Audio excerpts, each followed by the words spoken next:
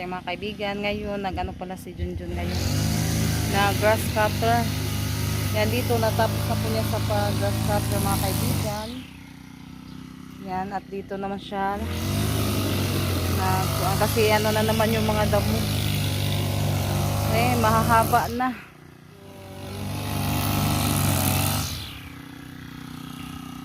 Sobrang haba na sa mga damo.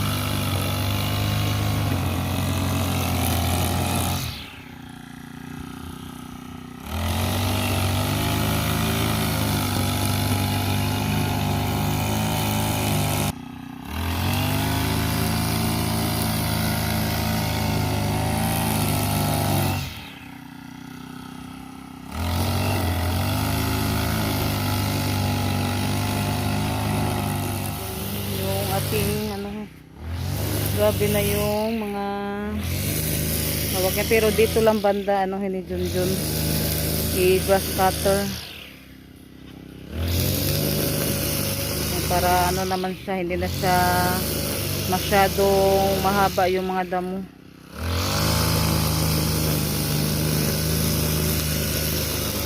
Saka dito sa harap ng bahay sa ating mga alagang baboy. Yan, na siya mga kaibigan. Malalaki na yung ating alagang baboy. Dik dik dik at malulusog. Dik dik dik.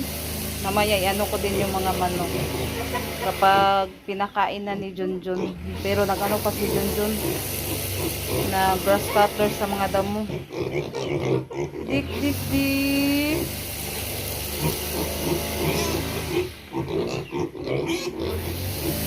Yan yung ibang manok. Tsaka yung inahing baboy. Yan, kapag malapit ng mga kaibigan, lalapit dito yung mga manok kapag magpakain na.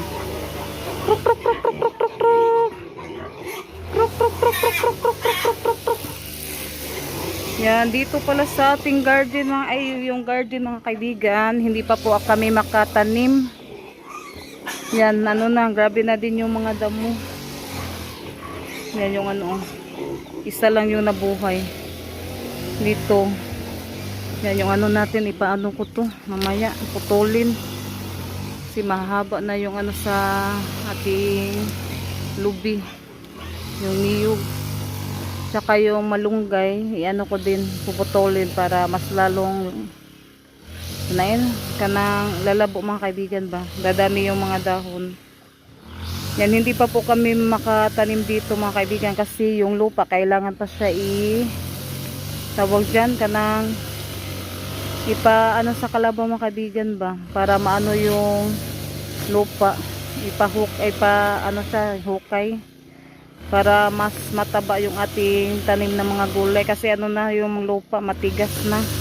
Ilang na po namin to na tinaniman ng gulay, kaya kailangan pa siya ipadaro ba. Yan, tapos medyo maano pa yung mga damo, ipaano lang ni Junjun yan, ipa-grass cutter. Nakatulad nito yung papaya. Yan, samahan nyo po ako dito sa sa ating yan, putulin natin kasi madami na yung tawag dito dahon, yung mga dahon kasi umabot na dito sa ating garden. Tapos pala mga kaibigan, kailangan din kapag makabalik kami sa pagtanim ng mga gulay, siya, ikural bitaw siya balik mga kaibigan para hindi maano yung ating gulay puhon. Yan, pero ngayon hindi pa po kami makatanim ng gulay mga kaibigan, pasensya na po kayo kasi kailangan din siya kapag may mag-ano pa kasi ng kahoy, tapos pa siya ng pukot ba, ihimog kural. Tapos yung ginamit namin na net pala, yung ginagamit naming net na kasi nangasira na. Tapos yung magamit dito na net medyo malaki-laki at doon sa harap, yan hanggang dito. Kaya ngayon hindi pa po kami makabalik sa pagtanim ng gulay. Yan, ano muna tayo sa ating lubi.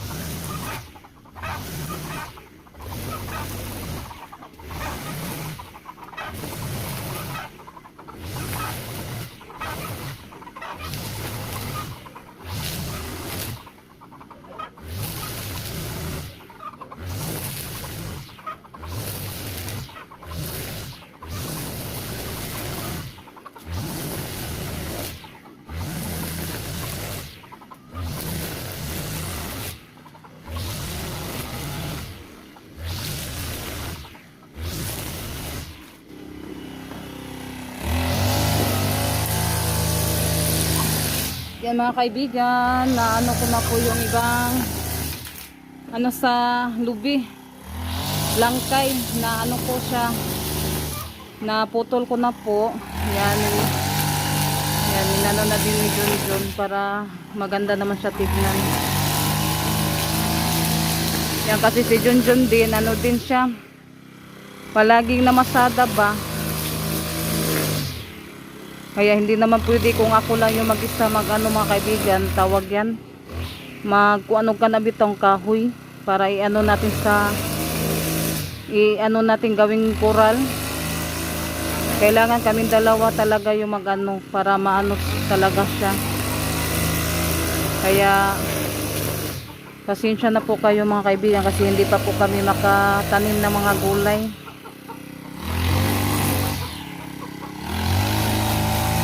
Yan doon banda, anuhin ko din doon sa dulo. Anuhin ko yung malunggay. Puputulin.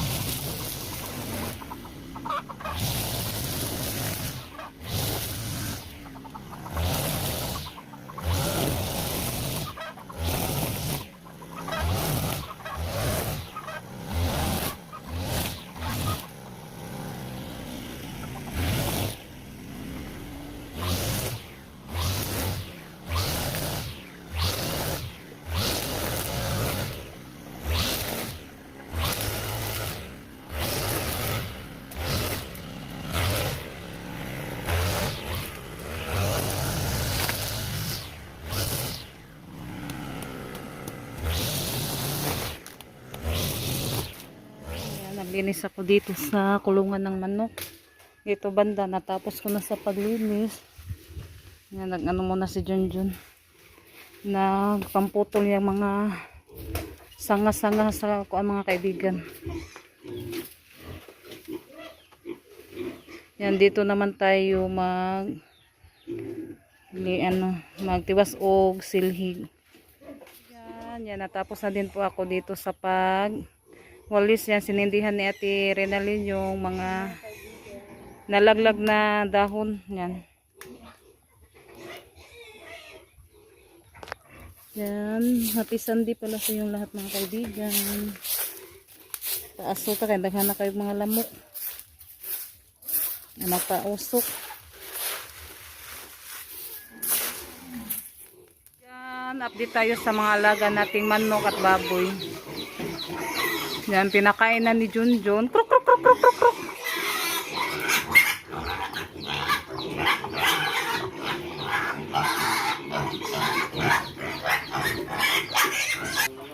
Yan. Yung ating baboy, pinakain na din yung ibang manok ko nandoon. Saka ito. Yan, pinakain na ni Junjun.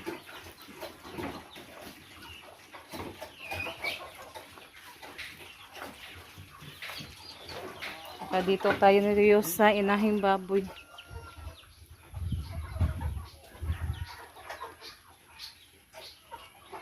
Kung gawa mo na ihanti yan. Nagligid-ligid din oh. Yung inahing baboy din, ano na siya, mataba na siya buyag. So,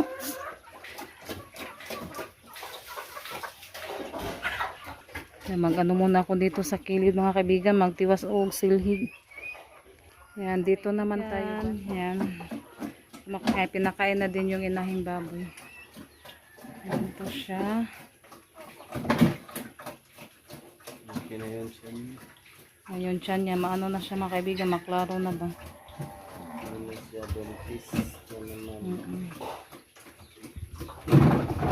Yan yung nano ko mga kaibigan. O, yung mga damo. Natapos na din ako sa pagwalis.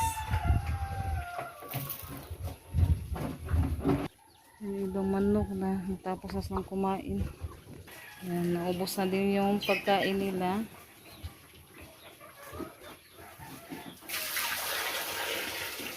Yan, tapos may tubig na nilagay.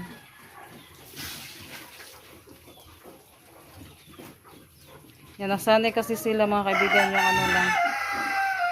Yung feeds lang ba, ano ni Junjun dyan ilalagay sa ano, sa kulungan ng baboy. Tapos may tubig. Kasi kapag matapos na silang kumain, iinom sila ng tubig.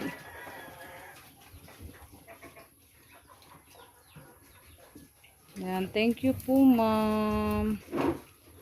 Sa lahat na tumutulong sa amin. Maraming salamat po sa inyo ma'am. Ate Rinalyn dito oh. Payas. Papaya. Tayo ng papaya.